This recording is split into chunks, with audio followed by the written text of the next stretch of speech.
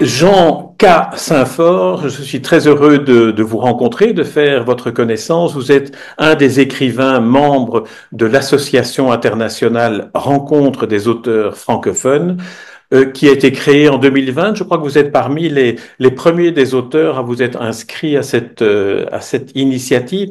Je vous remercie de participer à cette série de courts portraits. Donc, nous n'allons pas parler de vos livres, mais nous allons parler plutôt de vous, écrivains, ou de vous, amateurs de littérature. Alors, ma première question, je suis toujours intrigué par les pseudonymes. Jean K. Saint-Fort est un pseudonyme. Que veut dire le K?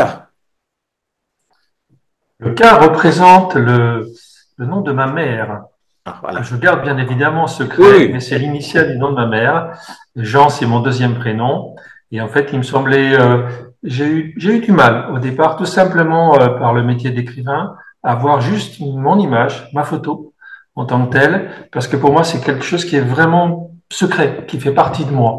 Et donc, c'est cet accompagnement, on va dire, qui se fait lorsqu'on devient auteur, où on demande justement à parler de soi et on s'expose, a été pour moi un cap difficile à franchir. Et Alors, donc, le pseudo permettait justement de faire la part des choses par rapport à ma vie personnelle et professionnelle.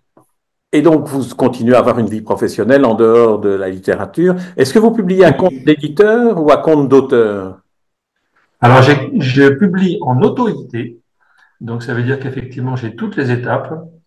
J'ai reçu deux propositions au moment où j'ai sorti mes deux premiers romans par un auteur canadien, pardon, par un éditeur canadien qui a fait faillite 3 mois après. Donc, pour le coup, ça n'a pas été plus loin. Et puis, un autre éditeur avec qui j'ai commencé à tout simplement à juste poser une question pour comprendre comment ça fonctionnait. Puis, hop, il circulait par rapport à ça. Donc là, ça permet quelque part de comprendre un petit peu comment ça fonctionne. J'ai trouvé beaucoup de liberté, mais je commence à marquer le pas parce qu'effectivement, c'est très, très chronophage. Et ça se fait au détriment du temps d'écriture. Et c'est ça qui m'intéresse, c'est vraiment l'écriture. Alors, vous avez publié 3 livres, si j'ai bien lu sur Oui. Internet ce qui vous concerne. Alors, si on essaye d'identifier la trajectoire de quelqu'un qui, vous avez quoi, une quarantaine d'années, décidé de devenir écrivain, vous avez davantage sans doute. Oh Et oui. quelle est la trajectoire qui, à un moment donné, vous a décidé à vous dire, j'ai envie d'écrire et je vais écrire? Je dirais déjà, je suis un très grand lecteur depuis toute mon enfance, où je lisais absolument tout ce que je trouvais, mais absolument tout ce que je pouvais trouver. Alors évidemment, ça a aussi bien des bandes dessinées que des classiques, Sophocle et compagnie, Jules Verne et compagnie, etc. Je me souviens, j'avais 10-12 ans et je suis tombé sur un livre, Les Frères Karamazov, et c'est la première fois où j'ai arrêté un livre, mais c'était déjà, je pense qu'un petit peu, un petit peu élevé par rapport à moi. Et donc, naturellement, c'est venu.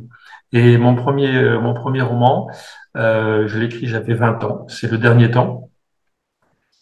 C'est vraiment une question qui m'est venue comme ça. À l'époque, il y avait, je crois, une guerre qui était comme il y en a malheureusement souvent. Et je suis juste posé une question en disant, mais est-ce que j'étais passionné par Gandhi à cette époque-là?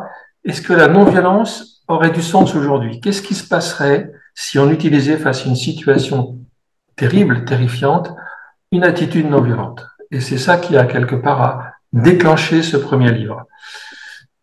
Je l'ai mis sur le côté, je l'ai mis sous le boisseau et je l'ai ressorti plus de 20 ans après, Oui, voire voilà, plus. parce que donc Et c'est à là, 20 je l'ai ans que vous repris. avez, oui. Donc, et vous l'avez retravaillé, alors j'imagine, enfin, où est-ce qu'il vous semblait 20 ans plus tard susceptible d'être publié, c'est-à-dire rendu public? En fait, c'est même 30 ans plus tard, on va dire. Je l'ai relu et j'ai apprécié, je dirais, les élans que j'avais. C'est-à-dire, effectivement, je suis quelqu'un qui est passionné, c'est-à-dire que je trouve un sujet, je pars à fond complètement. Donc là, il y avait une toile de fond qui était à la fois la découverte anthropologique, un jeune anthropologue qui découvre un peuple qui est différent. Il y avait à la fois la découverte, on va dire, de l'espace en tant que tel, la confrontation entre ses propres valeurs et quelque chose qui vient les perturber de manière très importante. Quand j'ai relu 30 ans après mes manuscrits, j'ai été effaré. Je me suis dit, oh là là, mais dans quoi tu fais partie? Et en même temps, j'ai vu qu'il y avait qui était quelque chose. Donc, j'ai repris avec un certain nombre de codes qui sont là, qui permettent effectivement de structurer un récit, d'avoir un début, d'avoir une fin. Mais j'ai du mal avec les codes. J'avoue que j'ai du mal avec les codes.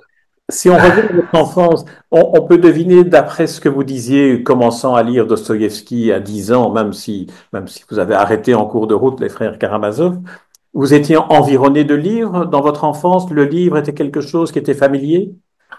J'ai eu cette chance-là. J'ai eu cette chance-là. J'ai mes parents qui venaient tous les deux de milieux qui n'étaient pas littéraires, mais par contre, qui, lorsqu'ils nous ont éduqués, nous étions quatre enfants, étaient abonnés à tout ce qu'on pouvait abonner et commençaient à mettre des livres partout.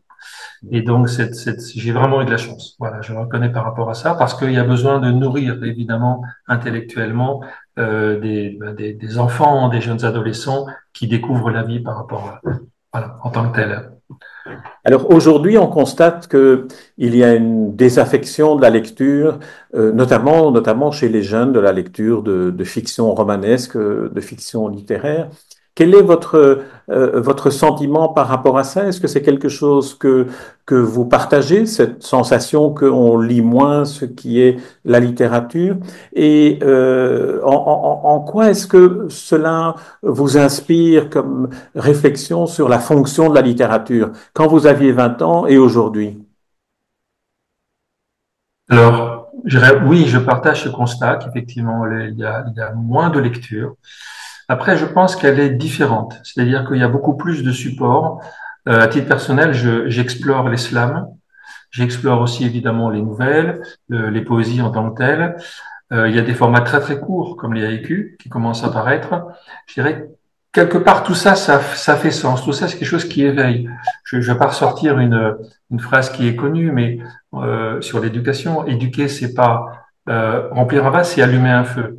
Donc je dis à partir du moment où on donne envie, juste ça, donner envie en termes de lecture. Après, on a des jeunes qui forcément n'étaient pas forcément dans ce monde-là et s'y mettent d'un seul coup. Donc je crois qu'il faut être capable de se mettre un petit peu à la place de l'autre, de se décentrer justement pour croiser les regards et voir comment est-ce qu'il fonctionne. Je sais que pour ma part, par exemple, on a une phrase aussi en allemand, on dit ce soir, je vais lire un livre. En français, on dit je vais lire un livre ce soir, mais en allemand, on a le verbe qui est à la fin. Ça a l'air de rien, mais c'est les petits détails qui font qu'on est obligé d'attendre que l'autre ait terminé sa phrase pour comprendre ce qu'il veut dire. Et donc, il y a des codes comme ça partout. Il y a tout simplement, il y a peut-être la part d'anthropologue que des études que j'ai fait au départ qui sont là, qui permettent justement de se dire, voilà tes clés de lecture à toi. Et si on arrive à déceler, à comprendre les clés de lecture, je suis convaincu que, quels que soient les âges, y compris les jeunes, peuvent trouver de la passion dans la lecture. Même si c'est peut-être pas les formes que traditionnellement on connaît ou pas. Je dirais peu importe, peu importe. Alors, vous évoquiez la syntaxe de l'allemand, qui effectivement implique une vision du monde différente, qui requiert un peu plus de patience pour comprendre ce que l'autre veut dire que d'autres langues comme le français, l'italien ou les langues romanes. Pour vous, Tout à la fait. langue française, puisque vous êtes inscrit dans ce réseau qui s'appelle Rencontre des auteurs francophones, en quoi est-ce que, d'une part, la francophonie est importante pour vous, et en second lieu, en quoi est-ce que le mot rencontre dans ce contexte-là a du sens pour vous? D'abord, la francophonie. Alors, c'est une belle langue. C'est une belle langue et le fait d'écrire m'amène évidemment, parce qu'à chaque fois que j'écris, j'ai tout un travail de recherche documentaire qui est très très important pour bien me mettre, pour ne pas écrire de choses qui sont fausses en tant que telles. Et je suis surpris par la manière dont la littérature française s'est incarnée dans d'autres pays. C'est-à-dire que bien évidemment, chacun la met à sa manière. Je veux dire, chacun invente des mots. Alors là, on peut parler on connaît au niveau du Canada, mais c'est vrai en Afrique, c'est vrai en Asie du Sud-Est, c'est vrai dans certains coins d'Amérique du Sud, etc. Il y a des mots qui sont inventés, il y a des expressions qui sont particulières, et il y a une réalité qui est différente de celle du franco-français. Donc en fait, pour moi, la francophonie, c'est quelque chose qui est éminemment pluriel et éminemment à découvrir. Donc c'est une formidable aventure. Et après, effectivement, ce sont des rencontres. Ce sont des rencontres. L'exercice d'écriture est un exercice solitaire. Et moi, j'en ai terriblement besoin, c'est-à-dire d'avoir du temps, moi tout seul, sans être perturbé, sans être dérangé. Certains arrivent à écrire partout, dans les trains, je veux dire, moi, c'est plus compliqué.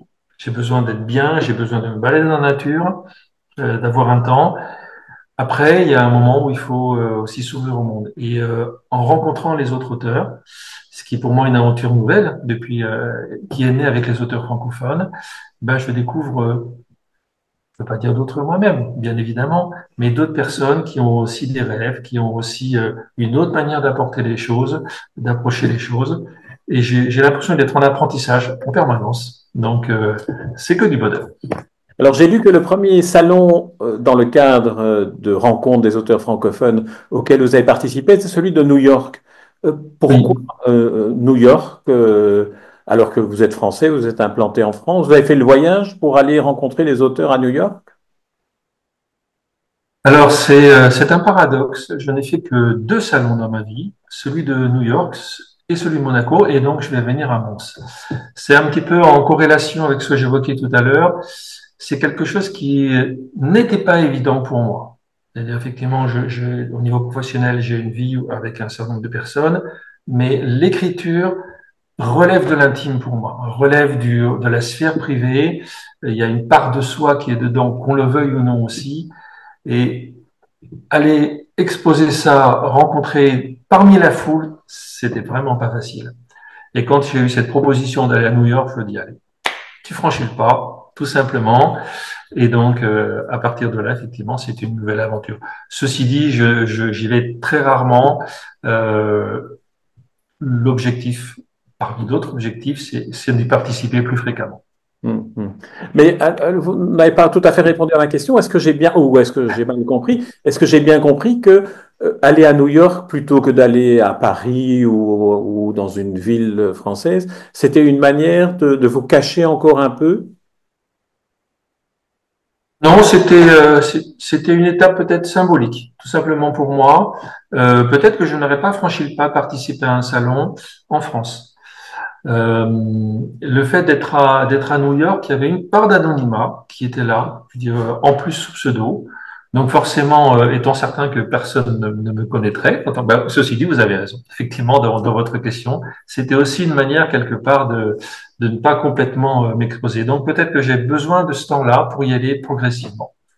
Alors maintenant, dans quelques jours, à la fin du mois de novembre, les 23 et 24 novembre, a lieu le Salon du livre de Wallonie à Mons en Belgique, donc dans un pays francophone, très proche de la France. Alors, vous devez avoir le trac ou vous devez ou vous devez avoir dépassé ces réserves que vous aviez jusqu'à présent.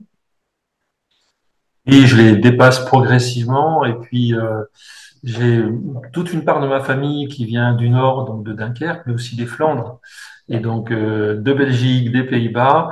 Et donc, il y a ce petit côté retour aux sources. J'ai déménagé 12 fois avant mes 18 ans et bien plus après. Et donc, j'ai pas de terre d'attache en tant que telle. Donc, j'ai l'impression d'être un petit peu un nomade.